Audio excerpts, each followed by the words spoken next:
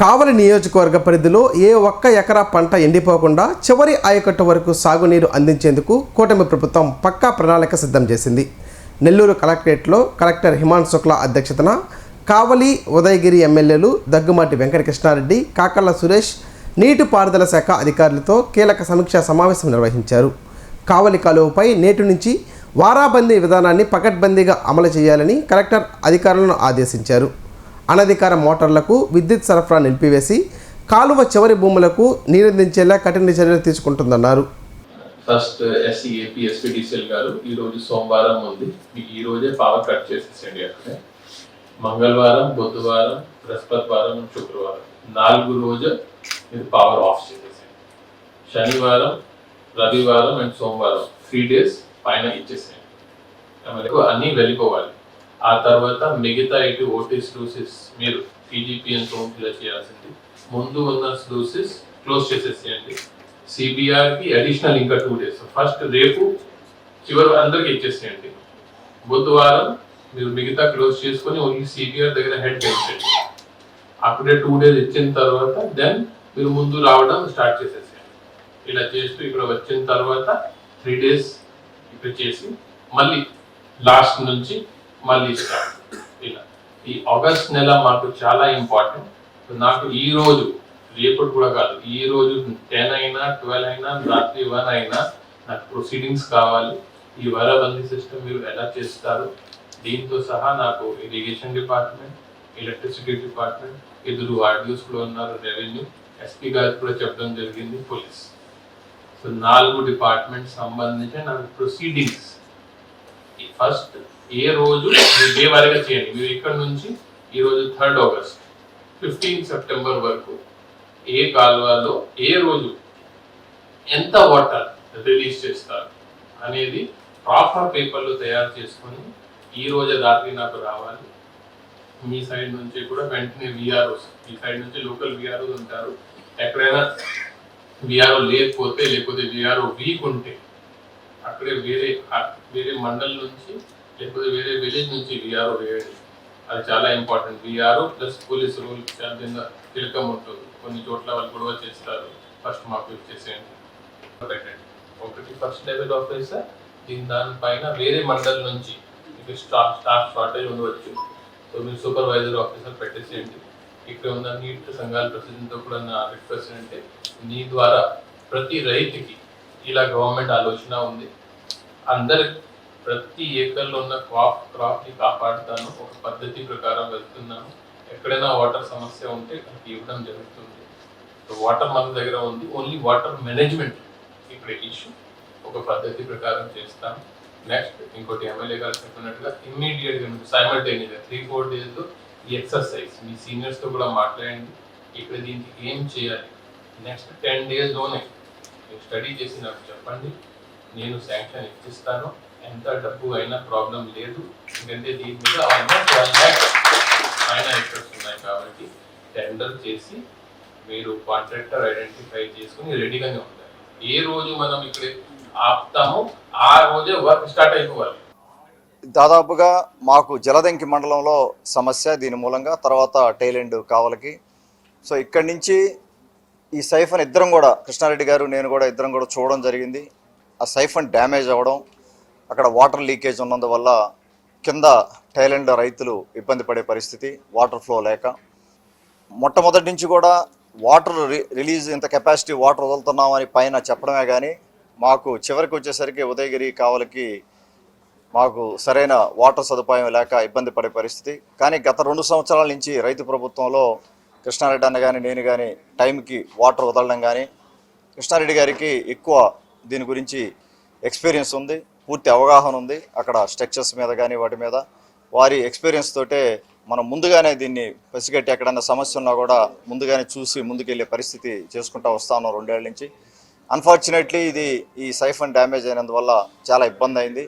దాన్ని రివ్యూ చేసుకొని కొంతవరకు ఈ అనాథరైజ్డ్ మోటార్స్, చాలా వరకు మోటార్స్ కొంతవరకు పవర్ కట్ చేసే సొల్యూషన్ తీసుకొని కొంతవరకు దీన్ని అడ్రస్ చేయాలనే ఉద్దేశంతో ముందుకెళ్ళడం జరిగింది ఈరోజు సమావేశంలో. అలాగే అధికారులకు కూడా దీన్ని సైఫన్ డ్యామేజ్ అయింది, దీన్ని రిపేర్ చేసేదానికి కానీ, దీన్ని రీకన్స్ట్రక్షన్ చేసేదానికి కానీ, దీన్ని కట్టినప్పుడు దాని రిక్వైర్మెంట్స్ ఏంటి, అప్పుడు ఇప్పుడున్న రిక్వైర్మెంట్ ఏంటి, మన ఇన్ఫ్లో కెపాసిటీ ఏంటి, అవన్నీ కూడా ఒకసారి చూసుకొని లేటెస్ట్ టెక్నాలజీ వాడుకొని ఈజీ మెయింటెనెన్స్ ఉండేటట్టుగా, ఇబ్బంది లేకుండా ఉండేటట్టుగా డిజైన్ చేసి మళ్ళా దీన్ని ముందుకు తీసుకెళ్లి రీకన్స్ట్రక్షన్ చేయాలనే ఉద్దేశంతో కలెక్టర్ గారు డైరెక్షన్ ఇవ్వడం జరిగింది. వారు క్లియర్గా చెప్పడం జరిగింది, ఎంత డబ్బు ఖర్చు అయినా పర్వాలేదు, ఇది రైతులకు సంబంధించింది కాబట్టి దీనికి మనీ గురించి ఇబ్బంది లేదు. మనం త్వరితగతిన టైం సెన్సిటివ్ ప్రాజెక్ట్ కాబట్టి త్వరితగతిన దీనికి ముందు తీసుకొని కృష్ణారెడ్డి గారి సూచనల మేరకు వారి ఎక్స్పీరియన్స్ తోటే దీన్ని ఒక ప్రాపర్గా రీకన్స్ట్రక్షన్ చేసి రైతులందరికీ మళ్ళా కూడా ఇబ్బంది లేకుండా పనిలో పనిగా ఇంకెక్కడన్నా స్ట్రక్చర్లో కూడా ఏదైనా డ్యామేజ్ అయినా గేట్లు మెయింటెనెన్స్ కానీ ఏదైనా ఉన్నా కూడా అవి చేసుకోవాలనే ఉద్దేశంతో వారికి డైరెక్షన్ ఇవ్వడం జరిగింది. ఇంతకుముందు రాళ్లపాడులో కూడా ఇదే సమస్య వచ్చింది. పాత స్ట్రక్చర్స్ అయినందువల్ల ఒక గేటు క్లోజ్ అవనందువల్ల ఓపెన్ చేయలేకపోయినందువల్ల అక్కడ కూడా చాలా ఇబ్బంది అయింది. ఇటువంటి మళ్ళా కూడా వచ్చే అవకాశం ఉంది. ఇదంతా కూడా ఇరిగేషన్కి సంబంధించి ఈ కాలువలు కానీ కెనాల్స్ కానీ అన్నీ కూడా వాటర్ మేనేజ్మెంటు అలాగే స్ట్రక్చర్ మేనేజ్మెంటు మనం చేయాల్సిన అవసరం ఉంది. మీరు చూస్తే గత 5 సంవత్సరాల్లో వైసీపీ ప్రభుత్వంలో కనీసం డబ్బు ఎక్కువ పెట్టాల్సి వస్తూ ఉంది. ఏది మనం రిపేర్ చేసి ఏది మనం మెయింటైన్ చేయాలన్నా, వీడ్ క్లీనింగ్ చేయాలన్నా, షిల్ట్ తీయాలన్నా ప్రతి ఒక్కదానికి డబ్బు ఎక్కువ ఖర్చు పెట్టే పరిస్థితి. కంటిన్యూగా వాటర్ సప్లై ఉన్నందువల్ల మెయింటెనెన్స్ చేయనందువల్ల ఈ దౌర్భాగ్యమైన పరిస్థితికి ఈ రోజున మనం రావాల్సిన పరిస్థితి వచ్చింది. జరగకుండా కూడా అధికారులందరూ బాధ్యత తీసుకొని ముందుకెళ్లాలని చెప్పి డైరెక్షన్ ఇవ్వడం జరిగింది. రైతాంగానికి నీళ్లు అందించే దాంట్లో జరుగుతున్నటువంటి ఇబ్బందులన్నిటి మీద ఈరోజు రివ్యూ నిర్వహించడం జరిగింది. కలెక్టర్ గారి అధ్యక్షతన మిత్రులు కాకల సురేష్ గారు, irrigation, Somasila, electricity department, revenue వారు అందరి సౌజన్యంతో, అదేవిధంగా నీటి సంఘం అధ్యక్షులందరితో కలిపి ఈరోజు సమిష్టిగా అందరం కలిసి ఒక నిర్ణయం, రైతాంగాన్ని కాపాడాలి, రైతులకు అండగా ఉండాలి, ఏ ఒక్క ఎకరా ఎండిపోకూడదు, రైతులు ధైర్యంగా పంటలు పండించుకునే ధైర్యాన్ని అందించడం మా కర్తవ్యం. కాబట్టి రేపటి ఉదయం నుంచి కమిటీలు వేసుకొని కావలి కాలువ మీద ఉన్నటువంటి ఇంజన్ వాళ్ళందరికీ వారానికి 3 రోజులు నీళ్ళు ఇచ్చేటట్టుగా, 4 రోజులు కరెంట్ ఆపి మెయిన్లో హక్కుదారులైనటువంటి కావలి కాలువ కింద ఉన్నటువంటి రైతాంగానికి నీళ్లు అందించే విధంగా ఈ రోజున తీర్మానం కూడా చేయడం జరిగింది. ఈ సందర్భంలో ఆఖరిలో ఉన్నటువంటి కావలి చెరువు వరకు కూడా నీళ్ళు ఇవ్వటానికి, కావలి చెరువు కింద ఉన్నటువంటి రైతాంగానికి పంటలు పండించేంత వరకు, అదేవిధంగా ఎస్విపిఎం కింద ఉన్నటువంటి తాళ్ళూరు వరకు కూడా నీళ్ళు ఇవ్వటానికి, అన్ని ప్రాంతాల్లో నీళ్ళు ఇచ్చేదానికి ఈ రోజున మేమందరం కూడా నిర్ణయం తీసుకున్నాం. తప్పకుండా మీ అందరికీ కూడా మీ పంటలు పండించేదానికి తప్పకుండా కృషి చేస్తామని సందర్భంగా కావలి నియోజకవర్గ ప్రజానీకానికి నేను తెలియజేస్తున్నాను. ఏ ఒక్క రైతు నష్టపోకూడదనేది ఈ ప్రభుత్వం యొక్క ఆలోచన.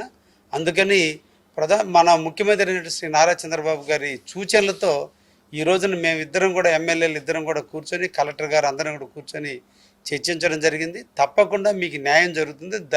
దయించి రైతులు కూడా అపోహలు పోకుండా, చెప్పుడు మాటలు వినకుండా, ఏదో నీళ్లు అయిపోతాయేమో రావేమనే ఉద్దేశంతో స్వార్థానికి పోయి ఒకే చేలోని అన్ని నీళ్లు పెట్టుకోవాలని రైతులు కూడా ఆతృత పడకుండా అందరికీ సమాన్యాయం జరిగే విధంగా మీరు కూడా కోఆపరేట్ చేయండి. ఏ ఒక్కరికి నష్టం జరగకుండా చూసే బాధ్యత కూడా మేము తీసుకుంటామని చెప్పి ఈరోజు కావలి నియోజకవర్గం, అదేవిధంగా జలదింగ మండల రైతాంగానికి ఒకరికొకరు ఆపదలో ఉన్నప్పుడు ఆదుకోవడం మానవతా ధర్మం.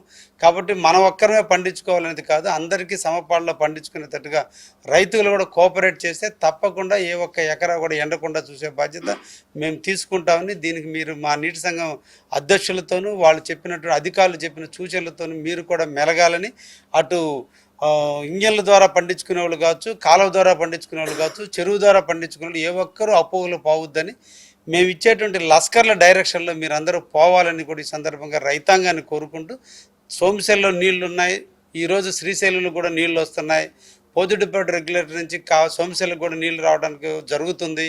కాబట్టి నీళ్లు రావు అనేటువంటి అపోహలు వదలండి.